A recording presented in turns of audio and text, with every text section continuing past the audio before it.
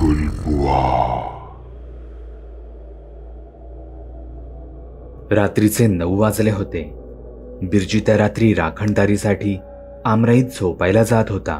त्याने सोबत त्याचा एक पाळीव कुत्राही आणला होता. कंदिलाच्या उजेडात ते दोघे पायवाटेने आमराईच्या दिशेने निघाले होते. बिरजूच्या कुत्र्याच्या गळ्यात ना कोणता पट्टा असायचा ना कोणती दोरी. पण गावच्या ठिकाणी हे काही नवीन नव्हतं. तो बिरजूची प्रत्येक गोष्ट ऐकायचा. त्या अंधाऱ्या वाटेने चालत दोघेही आमराईमध्ये पोहोचले. आमराईत त्यांचं एक छोटंसं कच्चं घर होतं आणि त्यासमोरच एक जुनी तुटकी खाट होती, जिचा तुटका पाय एका जाडजूड रस्सीने घट्ट बांधून ठेवला होता. बिरजूने जरा आमराईत एक फेरी मारली.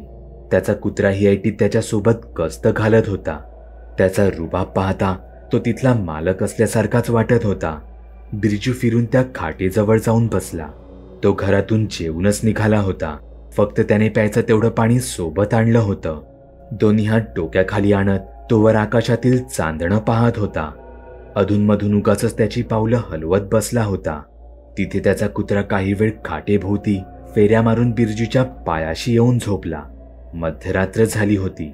कुत्र्याला अचानक कशाची तरी चाहूल लागली. तसा तो उठून हवेत नाक वर करून वास घेण्याचा प्रयत्न करू लागला आणि अचानकच तो गुरगुरू लागला. कुत्र्याच्या गुरगुरण्याने बिरजूला जाग आली. त्याने एक काठी हातात घेतली. बाजूला ठेवलेलं कंदील दुसऱ्या हातात पकडून तो खाटेवरून खाली उतरला. कोण आहे? कोण आहे तिथे? आपला मालक जागा झाला हे पाहून त्याच्या कुत्र्यालाही जोर आला. तो कुंपणाबाहेरच्या एका चिंचेच्या झाडाच्या दिशेने पाहून जोरजोरात भुंकू लागला. तेवढ्यात तिथून एक वाऱ्याची झुळूक आली आणि अतिशय घाणेरडा कुजका वास बिरजूच्या नाकात शिरला. असं वाटत होतं तिथे काहीतरी मरून कुजलं असावं. बिरजूचा कुत्रा अजूनही जोरजोरात भुंकत होता. बिरजूने त्याचा कंदील पकडलेला हात पुढे केला होता. डोक्यावर आठ्या आणून डोळे बारीक करून तो त्या अंधारात पाहण्याचा प्रयत्न करत होता. तेव्हा अचानकच त्या चिंचेच्या झाडामागून एक बाई धावत गेली. बिरजूचे डोळे मोठे झाले. हातातील काठीवरची त्याची पकड घट्ट झाली. त्याचा कुत्राही आता भुंकायचा बंद झाला. जणू त्यालाही तिथल्या भयानकतेची जाणीव झाली असावी. बिरजू इथे विचारात पडला. त्याने खरंच तिथे एका बाईला पाहिलं होतं. त्याला तर काहीच सुचेना. कोण आहे? कोण आहे तिथे? आताच समोर ये, नाहीतर उगाच काठीचा मार खाशील. कुत्रा पुन्हा एकदा भुंकू लागला. मात्र बिरजूने जिथे त्या बाईला जाताना पाहिलं होतं त्याचा कुत्राही त्याच दिशेने भुंकू लागला. अचानक अंगात वारं भरल्यासारखा तो कुत्रा उडी मारून कंपाऊंड बाहेर गेला. अरे थांब थांब, अरे नको जाऊस तिथे. बिरजूने कंपाऊंडच्या दगडी भिंतीवर त्याचं कंदील ठेवलं आणि कंपाऊंडची ती भिंत ओलांडून तोही त्याच्या मागे धावत गेला. बिरजूला त्याचा कुत्रा अंधारात कुठे दिसत नव्हता, पण त्याच्या भुंकण्याचा आवाज त्याला स्पष्ट येत होता. बिरजू त्या आवाजाच्या दिशेने जाऊ लागला. काही अंतर चालल्यावर बिरजूला त्याचा कुत्रा काजऱ्याच्या झाडाखाली दिसला. तो झाडाखाली उभा राहून झाडापलीकडे पाहून भुंकत होता. अरे चल रे सोन्या, पुरे आता चल. गेली ती कुठे? आता आपल्या आमराईत जाऊ. बिरजूचा आवाज ऐकून कुत्र्याने बिरजूकडे पाहिलं. पण त्याला काहीतरी सांगायचं होतं. बिरजूला काहीतरी दाखवायचं होतं जे बिरजूला कळत किंवा समजत नव्हतं. तेव्हा अचानक झाडामागून 2 हात बाहेर आले आणि त्यांनी बिरजूच्या कुत्र्याची मानच पकडली.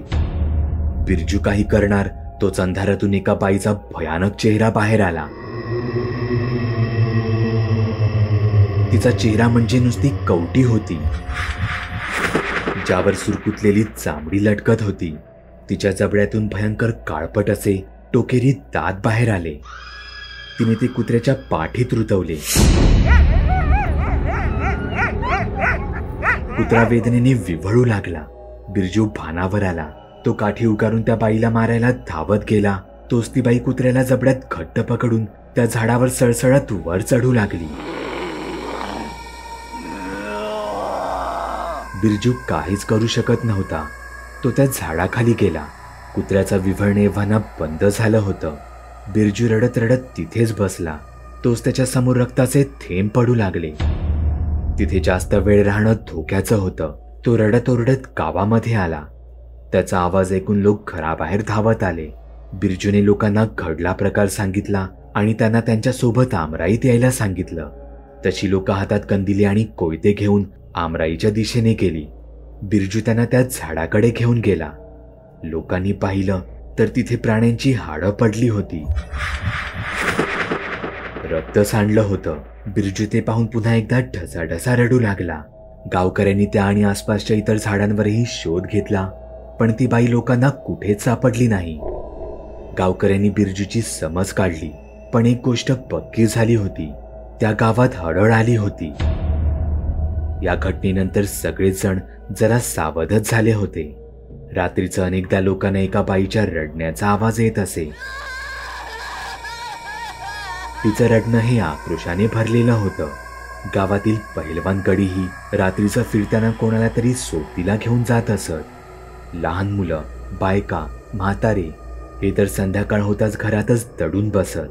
हे जरा अति होते असंही म्हणणारे काही लोक होते, पण त्या हडळीची खरी ताकद त्यांना कोणालाच माहीत नव्हती. एके रात्री एक साधारण 15-16 वर्षांची मुलगी रात्री 12 वाजता घराबाहेर निघाली. ती घराबाहेर चालली होती हे तिने घरातील कोणालाच सांगितलं नव्हतं. घरातून निघताना ती भ्रमिष्ठासारखी पायात चप्पलही न घालता गेली. तिने सरळ आमराईत जाणारा रस्ता पकडला. इथे त्या मुलीच्या घरचे जागे झाले. घरात त्यांची तरुण मुलगी कुठेच दिसत नाही म्हटल्यावर ते रडवेले होऊन सगळीकडे शोधाशोध करू लागले. इथे ती मुलगी मात्र अंधारातून चालत चालत आमराईत येऊन पोहोचली होती. ती तिथल्याच एका झाडाखाली बसून तिच्या हाताने स्वतःची जोरजोरात छाती बडवू लागली. ते करत असताना मात्र ती भयानक आक्रोश करत रडत होती. तो परिसर तिच्या रडण्याने घुमू लागला होता. असं वाटत होतं तिच्या रडण्याच्या आवाजात तिच्या स्वतःच्या आवाजासोबतच अजून कोणत्या तरी बाईचा भयानक आवाज मिसळला आहे. तो आवाज तिच्या पार काळजातून निघत होता, पण हा खेळ काही वेळासाठीच होता. तिचा आक्रोश बंद होऊन ती मान खाली घालून राहिली. सर्वत्र भयान शांतता पसरली होती, पण ही शांतता एका भीषण वादळापूर्वीची होती.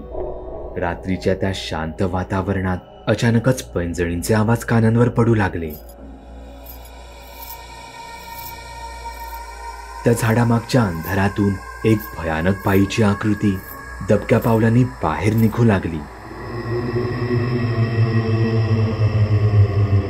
तिने हिरवी साडी नेसली होती. तिच्या हातात हिरव्या बांगड्या भरलेल्या होत्या.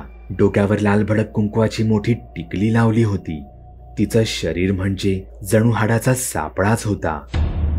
ती बाहेर येता सर्वत्र कुचका आणि घाणेरडा वास पसरू लागला. ती हळहळ हळूहळू त्या मुलीच्या दिशेने येऊ लागली. ती मुलगी मात्र तिथे अजूनही तिचं डोकं खाली करून होती. त्या हडाळीने तिचा ते भयानक तोंड त्या मुलीच्या चेहऱ्याच्या अगदी जवळ आणलं होतं. तिने तिचा जबडा एखाद्या सापासारखा मोठा उघडला. तेवढ्यात तिथून गावकऱ्यांचा आवाज आला.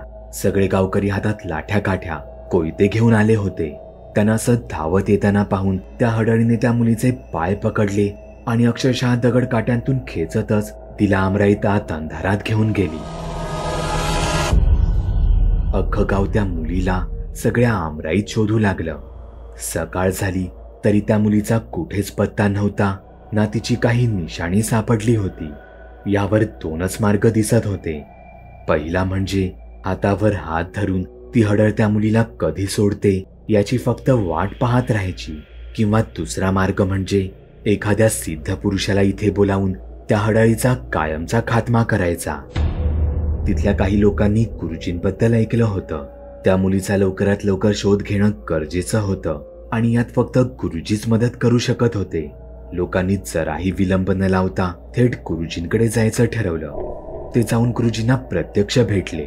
त्यांना सगळी परिस्थिती सांगितली. प्रश्न एका तरुणीच्या जीवाचा होता, म्हणून गुरुजीही त्यांना नाही म्हणू शकले नाही. दुपारच्या सुमारास ते त्या गावात आले. गाव तसं छोटंच होतं, पण रिकामच होतं.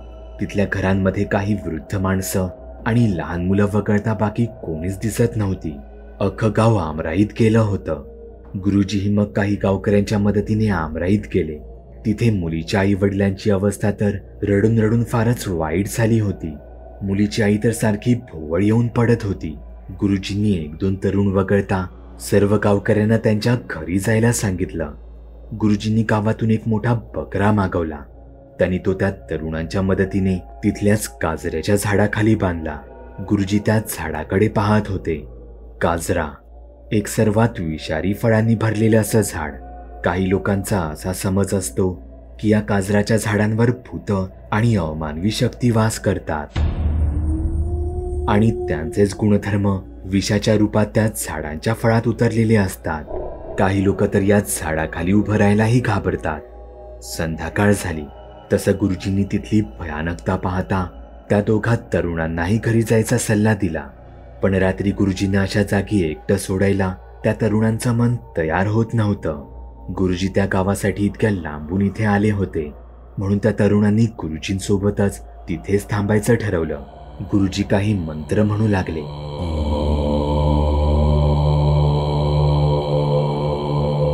असं करत असतानाच ते त्यांच्या काठीच्या मदतीने त्या बकऱ्याभोवतीच्या मातीमध्ये एक रिंगण आखू लागले. कोणतीही वाईट शक्ती ते रिंगण पार करू शकत नव्हती. हळूहळू अंधार होऊ लागला. तसे सगळेच जण एकेका झाडामागे जाऊन लपले. त्यांचं लक्ष त्या बांधलेल्या बकऱ्यावर होतं. तिथे थांबून त्यांना बराच वेळ झाला होता. तेवढ्यात अचानक त्यांना तो घाणेरडा कुचका वास येऊ लागला. कोणीतरी आक्रोश करत रडण्याचा आवाजही येत होता. याचा अर्थ एकच होता, हडळ तिथे आली होती. तसेच सगळेजण सावध झाले. कोणीही त्यांच्या डोळ्यांची पापणीही हलवत नव्हतं. त्यांच्याही नजरा त्या बकऱ्यावर खिळून होत्या. इतक्यात पैंजणीचा, हातातल्या बांगड्यांचा त्यांना आवाज ऐकू येऊ लागला. तो आवाज त्यांच्या चारही दिशेने येत होता. त्या हडळीच्या मनात काहीतरी भयंकर शिजत होतं. ती तिचा एक वेगळाच खेळ खेळत होती. तिने हल्ला चढवायचा ठरवला, पण तो हल्ला तिने बांधलेल्या बकऱ्यावर नाही, तर त्या दोघा तरुणांमधील एकावर केला होता. तिने त्या तरुणाचा एक पाय पकडला आणि त्याला घसटतच ती त्याला अंधारात घेऊन गेली. त्या तरुणाचा आवाज ऐकू येताच गुरुजी आणि दुसरा तरुण तिथे दोघेही सावध झाले. ते दोघेही त्या हडळीमागे धावत सुटले.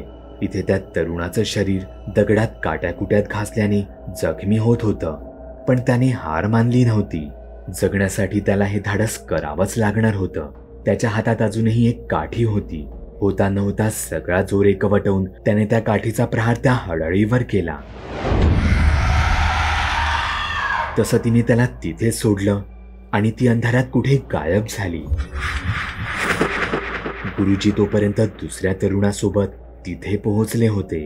हडळ यावरच थांबणारी नव्हती.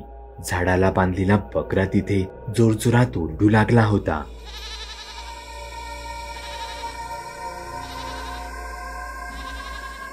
याचा अर्थ तिने या तरुणाला मुद्दामून इथे खेचत आणलं होतं.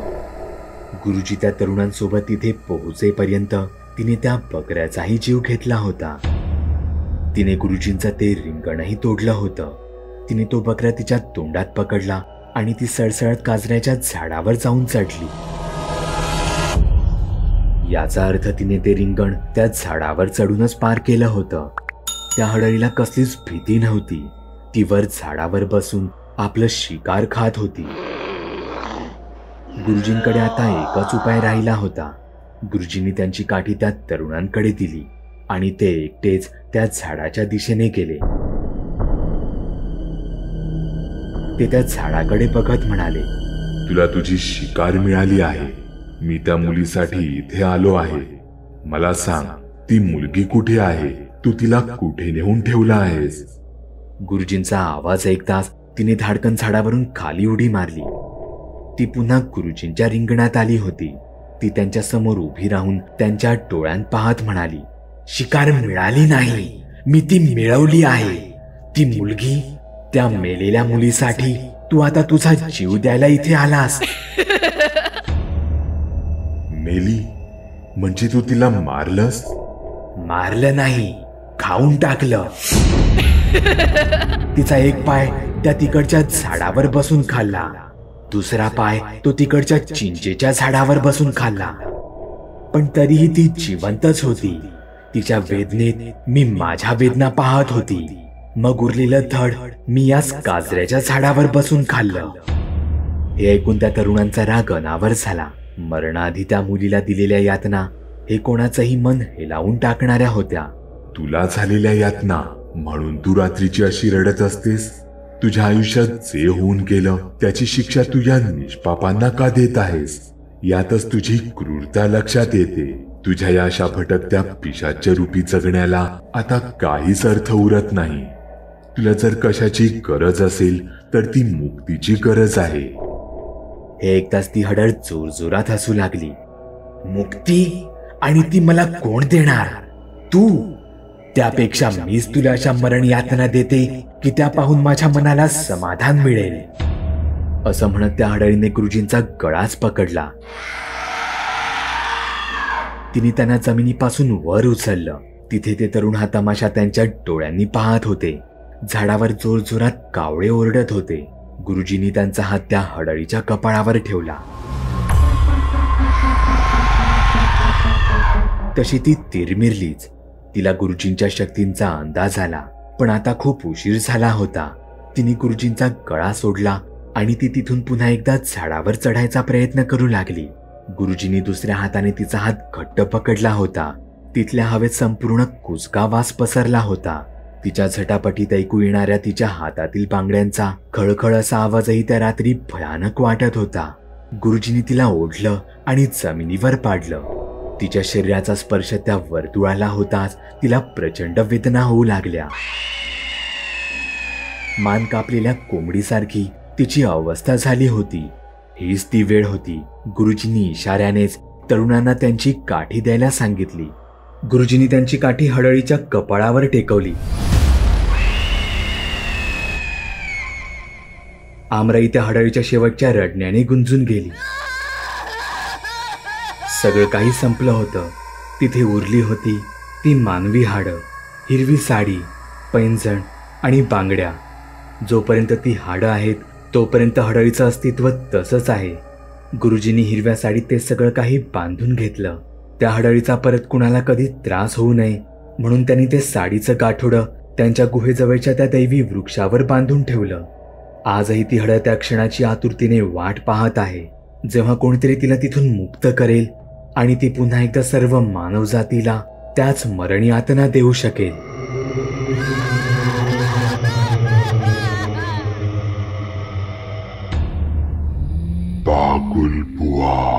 चॅनलवर अपलोड केलेल्या नवीन व्हिडिओची नोटिफिकेशन मिळवण्यासाठी चॅनल सबस्क्राईब करायला विसरू नका. व्हिडिओ आवडला तर आमच्या मेहनतीचा मोबदला म्हणून तो लाईक करून मित्रांसोबत जरूर शेअर करा.